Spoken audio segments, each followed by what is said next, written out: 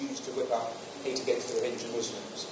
In Sri Lanka, one of the presidential staff recently spoke of an attack on Muslims, saying, the seeds are ours, the wind is Facebook. So I'd like to answer that question in two ways. One is that it's essentially the nature of misinformation in social media. What we are finding over a period of time is combating against misinformation is not just a platform problem. It's not just Facebook that's involved in this. It's a societal issue. And I think the response of Facebook has been not just to learn from the mistakes that we've made, but to tackle that on three different fronts. The first one is essentially looking at the product and trying to combat misinformation by cutting down on the incidence of fake news on the platform. The second is through education.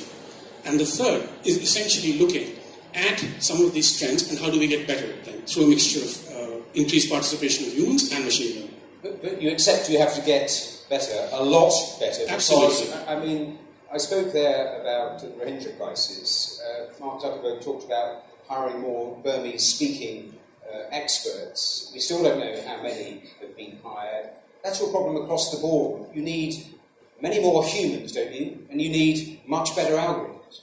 We do, and it's a continuous process of learning. And just that answer, Matthew, I think we are increasing the number of people who are looking at this problem. We're almost doubling that number. So we're going from around 8,000 now around the world to 20,000 by the end of the year, as an acknowledgement of the problem that there needs to be greater human interface.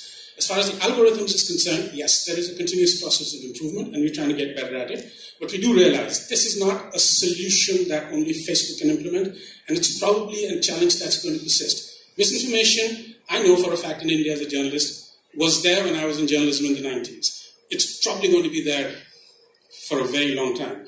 The effort to combat it is going to be... It feels like it's been weaponized now in social media. That is the difference between, say, a generation ago and now. Its ability to spread, and its ability to spread so quickly and cause such havoc. You're absolutely correct, Matthew, that virality is a challenge, and that's why we on Facebook we try to combat that. And we do that through, again, a mixture. So for example, the third-party fact-checking program that we've launched. It's not just humans looking at that content, but it's an algorithm that tries to determine the virality of content, and then human beings take a look at it. So we are trying to do several things. We are not a company that is... I'm not going to stand up and say we're perfect. I'm not going to say we've been successful all the time. I mean,